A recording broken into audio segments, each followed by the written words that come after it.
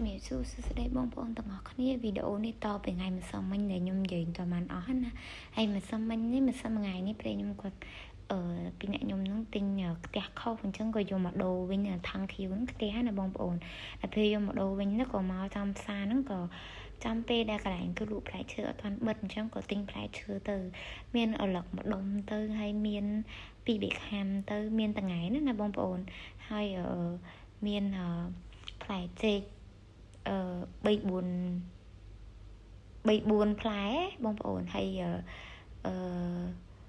តែប៉ុណ្ណឹងមិនសមហើយនឹងក្រូច3-4-5 ផ្លែក៏ឆ្លៀតពេលទិញទៅដោយសារផ្សារនេះដូចលក្ខណៈថាគេលក់ដូចនៅផ្សារកាបូលជាងអញ្ចឹងបងប្អូនមិនមែននៅផ្សារទំនើបអីនៅផ្សារទំនើបអ៊ីអនអីអត់ទេបើខ្ញុំថតវីដេអូមួយថ្ងៃមុនគឺវីដេអូទាំងអស់ហ្នឹងគឺសិតតែនៅផ្សារទំនើបមានផ្លែឈើមានអីណានៅស្រុកនេះគឺអត់សូវផ្អែមដូចនៅស្រុកខ្មែរយើងឯងបងប្អូនទាំងអស់គ្នាហើយខ្ញុំទិញផ្ទះទិញអីហ្នឹងធ្វើម្ហូបខ្លួនឯងញ៉ាំខ្លះតែសារតែញ៉ាំម្ហូបចិនរាល់ថ្ងៃញ៉ាំកែទៅទម្លាប់ហើយព្រោះខ្ញុំនៅធ្វើការមួយជនជាតិចិនរយៈពេល10 ឆ្នាំជាងហើយប៉ុន្តែគាត់ថាពេលខ្លះចឹងយើងនឹកឃើញម្ហូបខ្មែរចឹងយើងចង់ធ្វើខ្លួនឯងយើងធ្វើខ្លួនឯងខ្លះទៅអាណាអាចឆ្នៃធ្វើម្ហូបខ្មែរបានយើងមកទិញម្ហូបធ្វើខ្លួនឯងដោយសារតែម្ហូបបន្លែផ្លែឈើនៅស្រុកគេនេះគឺថោកមែនតើបងប្អូនត្បូងហើយខ្ញុំគិតថាគេអត់ដូរផ្ទះនឹងឲ្យតែប្តីខ្ញុំក៏ចេះថាអត់អីទេសាកយកទៅសិនទៅអូនយើងសាកយកទៅសួរគេសិនទៅបើគេដូរឲ្យក៏ដូរទៅបើដូរអត់ឲ្យក៏អត់ទៅអត់អីទេតែយើងសាកទៅដូរសិនទៅដោយសារតែខ្ញុំទិញ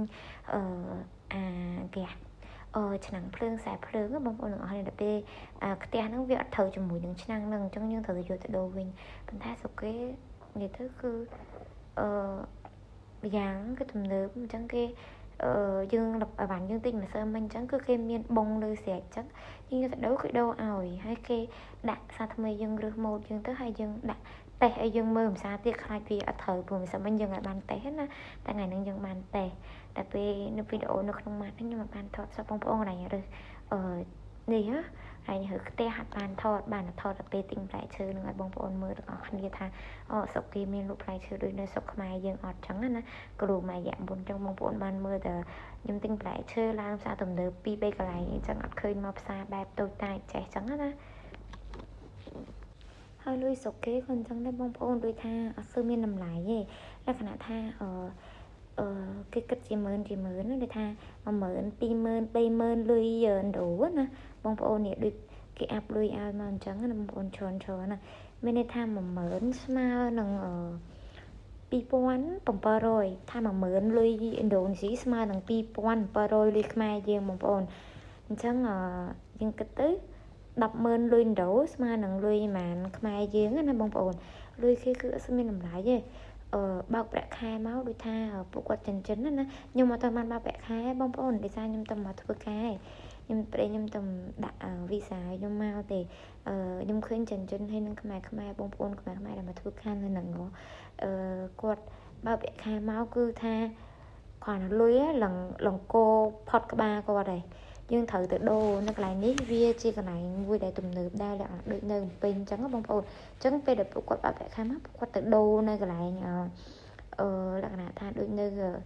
ធនាគារគេដូរលុយមួយទូចវាមិនមែនធនាគារធំតែកន្លែងគេដូរលុយណាគេមានกระดาษអីត្រឹមត្រូវអីយើងស្រួលយើងទៅដូរនៅនឹងជាលុយដុល្លារហើយបានយើងភេពីកន្លែងហ្នឹងទៅដល់ស្រុកខ្មែរអញ្ចឹងគ្រាន់តែការដូរថ្លៃដូរហើយនឹងសេវាផ្ញើលុយទៅស្រុកខ្មែរខ្ញុំសួរព័ត៌មានពួកគាត់ទៅខ្ទង់អស់$700បើយើងផ្ញើលុយទៅ1000គ្រាន់តែសេវាហើយនឹងថ្លៃដូរលុយជាដុល្លារហ្នឹងទិញដុល្លារហ្នឹងដុល្លារគឺថ្លៃហ្មងណាអញ្ចឹងគឺខ្ទង់អស់ថាវាដល់$100បងប្អូនតើ50-60រៀលតែប៉ុណ្ណឹងខ្ញុំច្រឡំហីជាស្រ័យផងច្រឡំតិចបងប្អូនឃើញលុយចិនថតផុសឬក៏ខ្ញុំថតអីចឹងទៅឃើញកាន់លុយ